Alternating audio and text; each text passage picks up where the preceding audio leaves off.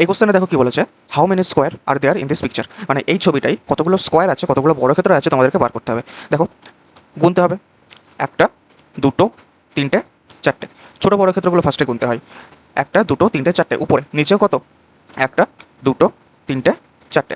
তাহলে 4 আর 4, উপরেও 4, পাশেও এখানেও 4, তার মানে 6, মানে 4 4 16 করে দিও না, কিন্তু 16 কিন্তু ভুল হয়ে যাবে অ্যান্সার। অ্যান্সারটা হবে, দেখো ম্যাক্সিমাম কত আছে, ম্যাক্সিমাম উপরেও আছে 4টে, গুণ ম্যাক্সিমাম নিচেও আছে 4টে।